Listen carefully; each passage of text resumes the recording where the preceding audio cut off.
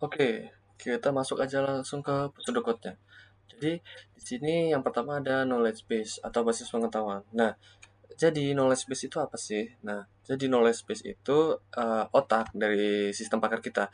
Nah, isinya itu daftar-daftar rule yang dimana nanti bisa akan mendefinisikan knowledge dari sistem pakar kita. Nah, jadi di sini ada define rule as list of. Nah, jadi ini itu adalah daftar-daftar daftar-daftar dari rule kita yang nanti kita pakai untuk sistem pakar itu. Jadi dalam sistem pakar ini ada namanya strukturnya. Jadi setiap aturan itu punya 4 bagian yang dimana ada ID, ada if, ada then, dan juga ada priority. Nah, untuk ID sendiri itu nama nama unik untuk aturan-aturan kita. Jadi misalkan ini R1, ini R2, R3 dan seterusnya. Kemudian ada if. If itu kondisi, gejala atau fakta yang dimana fakta ini harus terpenuhi. Nah, fakta-fakta ini juga bisa lebih dari satu. Misalkan kayak di R4 itu ada dua ini, kakinya lemah dan juga tidak ada karat. Kemudian ada den. Kemudian ada den yang dimana den itu konsekuensi atau kesimpulan. Bisa dikatakan juga sebagai diagnosa yang kita dapat jika kondisi kondisi if itu terpenuhi. Nah, yang terakhir itu ada priority.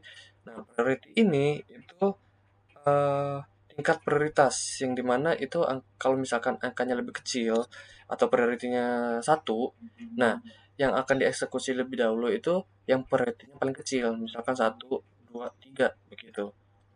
Nanti untuk priority ini nanti bakal penting untuk di conflict resolutionnya. Nah, langsung kita ke forward chaining. Nah, forward chaining ini bisa kita sebut juga sebagai metode data driven atau digerakkan oleh data. Nah, tujuannya apa sih? Nah, jadi tujuannya itu untuk mencari tahu kesimpulan yang bisa kita dapat di awal fakta, dari awal fakta begitu.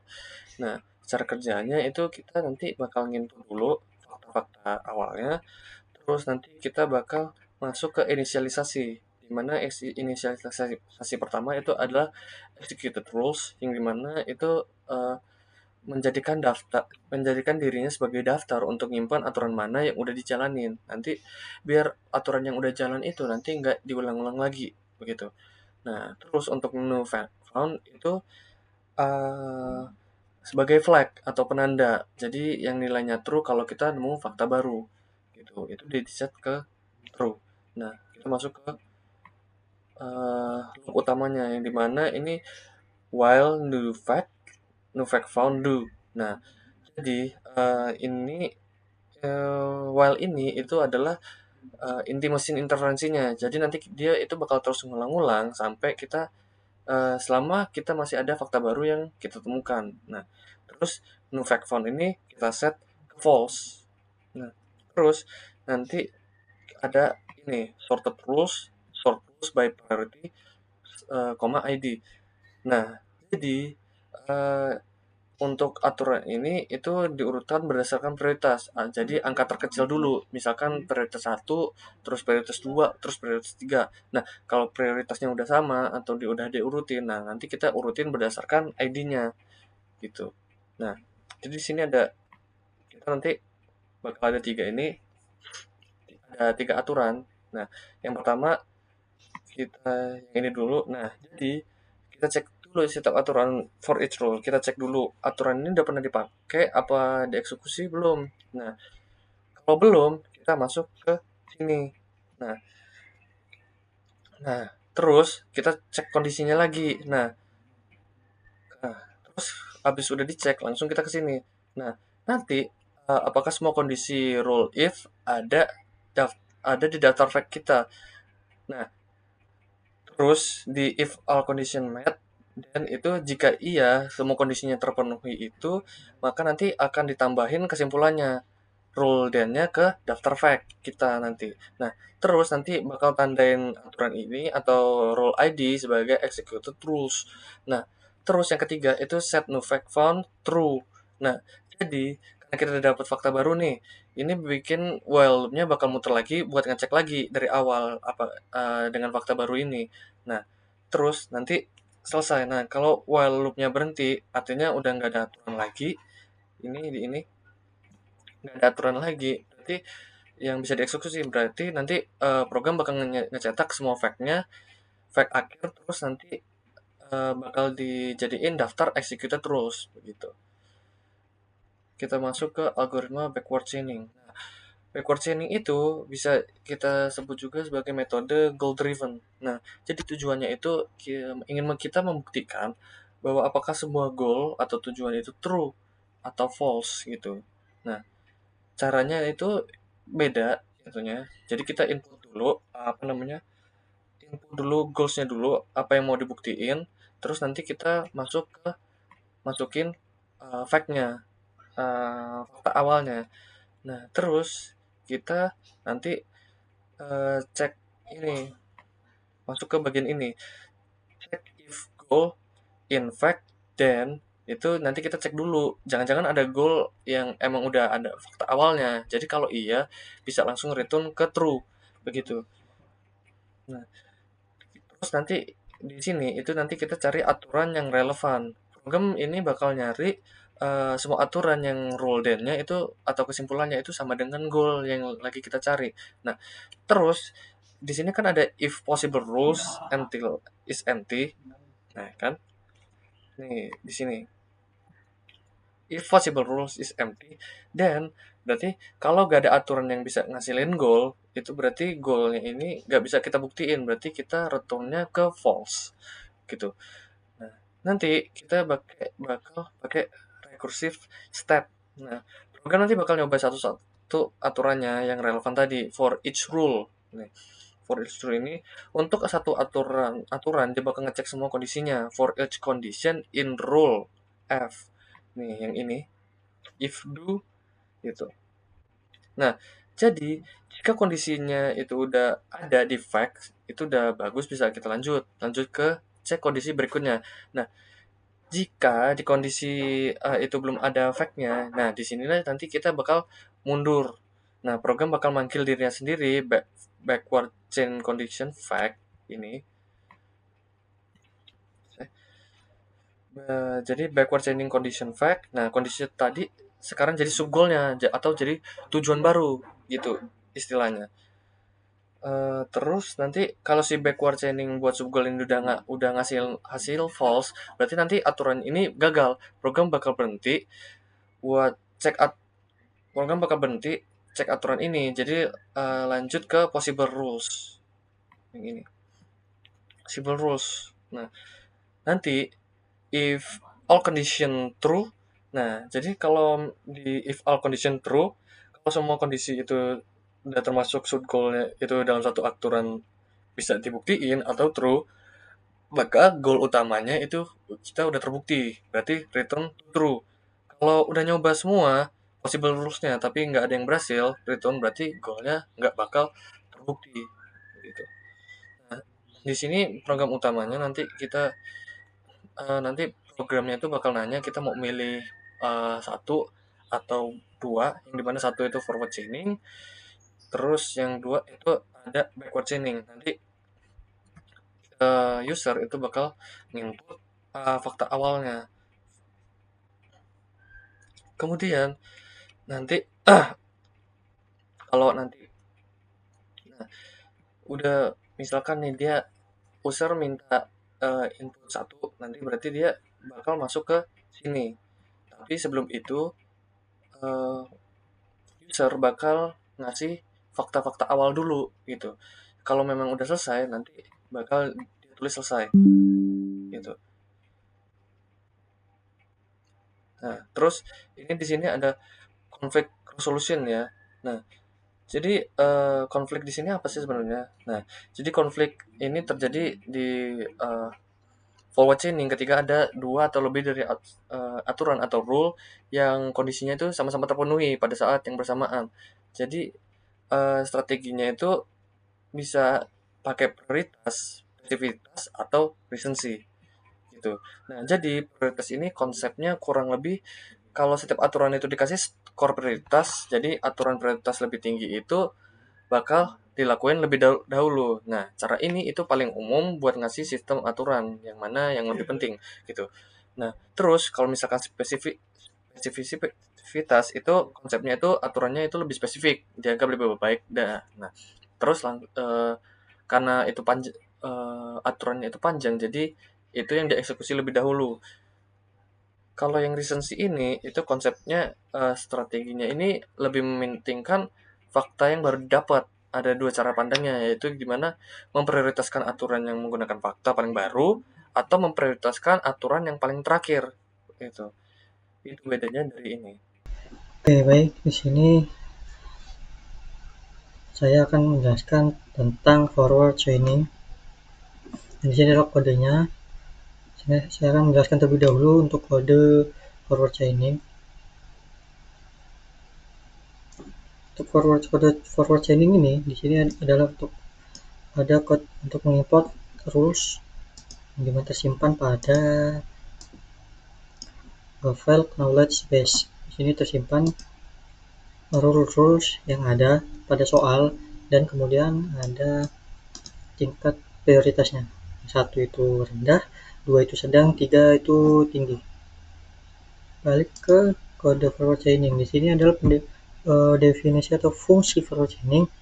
Diperlukan sebuah fakta awal untuk inisiasinya. Dan di sini ada variabel execute rule. Variabel ini untuk menyimpan rules yang dieksekusi. Dan kemudian ada variabel new fact found atau kondisi variabel untuk menentukan kondisi fakta baru yang ditemukan. Di sini ada perulangan untuk mencari fakta baru yang akan ditemukan, dan di sini fakta barunya bernilai diubah menjadi bernilai false, kemudian melakukan pengecekan full, di mana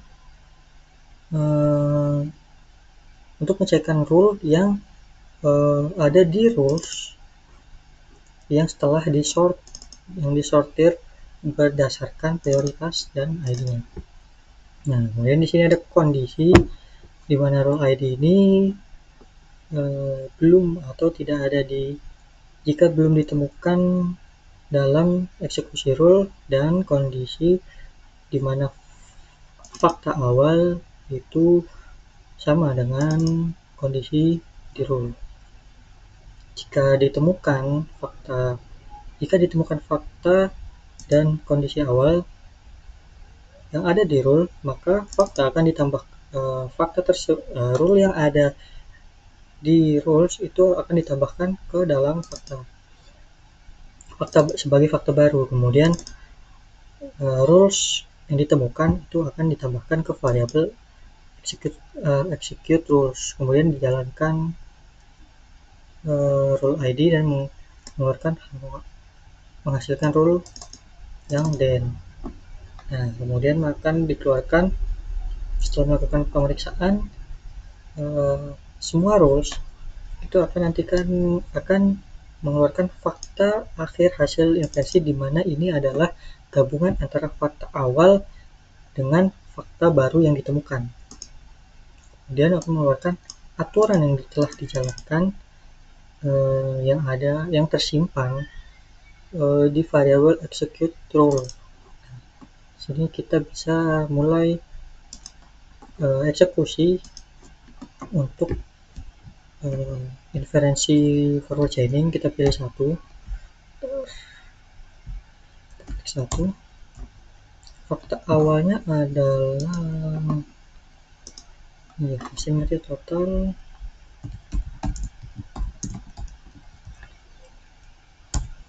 kemudian suara good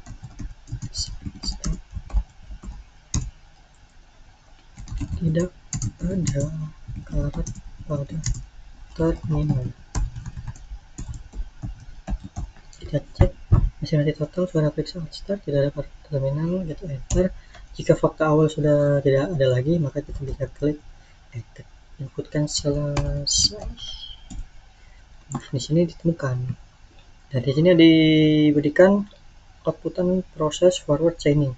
di mana fakta awalnya adalah ada 3, tidak ada harap pada terminal, mesin mati total, dan suara klik saat start. Nah, di sini program akan menjalankan R1 terlebih dahulu karena terdapat fakta di mana mesin mati total. Di mana R1 itu berisikan mesin mati total, maka dihasilkan cek listrikan. Maka di sini dihasilkan untuk memeriksa sistem kelistrikan.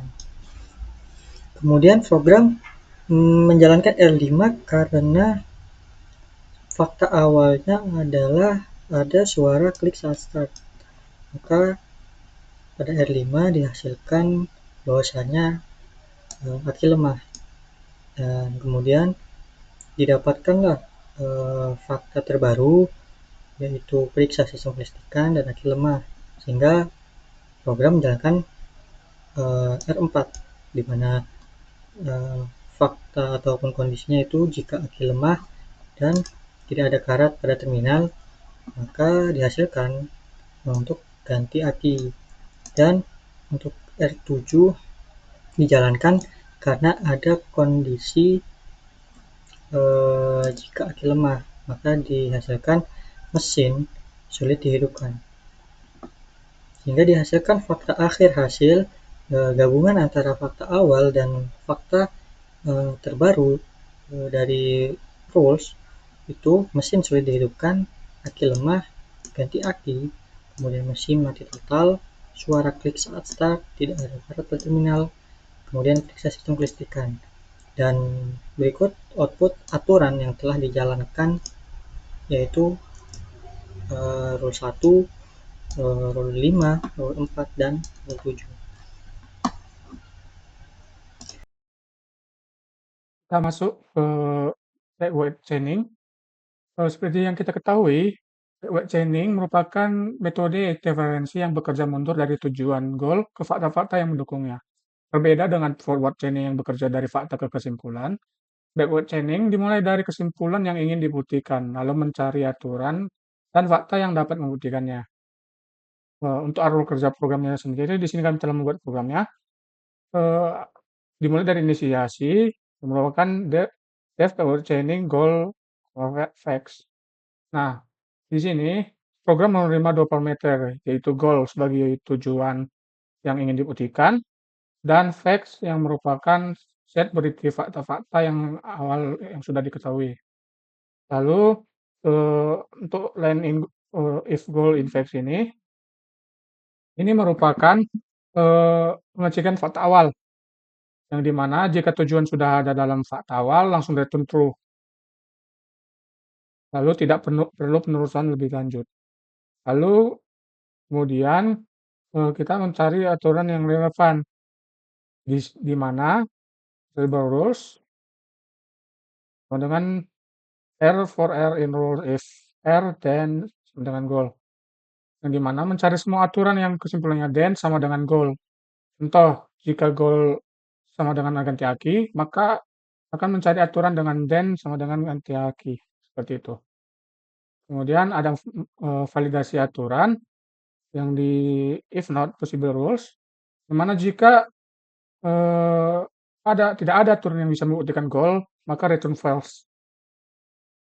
Kemudian ada evaluasi kondisi aturan rekursiv, yang dimana yang ini merupakan inti dari yang melakukan evaluasi kondisi aturan, yang dimana inti dari backward chaining. Untuk setiap aturan yang relevan, periksa semua kondisi if, baru jika kondisi belum ada di fakta, jadikan kondisi tersebut sebagai subgoal baru panggil backward chaining secara rekursif untuk membuktikan subgoal, dan proses ini terus lanjut hingga menemukan fakta dasar atau gagal. Lalu ada nanti kesimpulan, di mana jika semua kondisi terpenuhi, maka goal ditambahkan ke fakta yang digunakan pada penelusuran selanjutnya. Nah, contoh eksekusi yang dimana ada skenario fakta awalnya itu mesin berputar lambat dan tidak ada karat, dan goalnya itu ganti aki. Nah, pertama-tama kita cari ganti aki. Nah, sini ganti aki berada di R4 dan if tadi if aki lemah dan tidak ada karat maka ganti aki. Lalu eh, tidak ada karat ini itu sudah ada di skenario awal. Kemudian aki lemah itu kan belum ada. Aki lemah ini kan tidak ada di skenario. Jadi backward chaining ke belakang, chaining belakang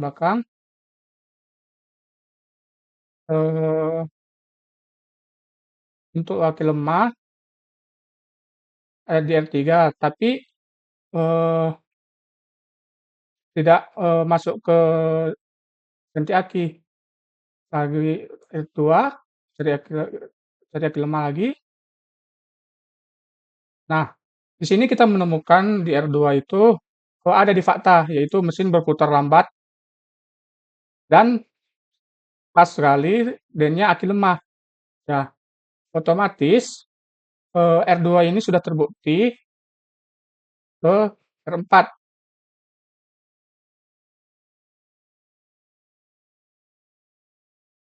Nah, karena R2 sudah terbukti, itu aki lemah didalamkan ke dalam fakta, kembali ke R4, dan semua kondisi terpenuhi, R4 terbukti, jadi ganti aki ini berhasil dibuktikan. Untuk karakteristik backward chaining ini, arah penelusurannya itu mundur, yaitu goal ke fakta. Kemudian ada strateginya itu goal driven atau top down, baru metodenya itu rekursif, efisiensinya itu lebih efisien untuk mewujudkan tujuan spesifik, dan kasus penggunaannya itu biasanya digunakan pada sistem diagnosa atau query based system. Jadi begini saja untuk backward chaining.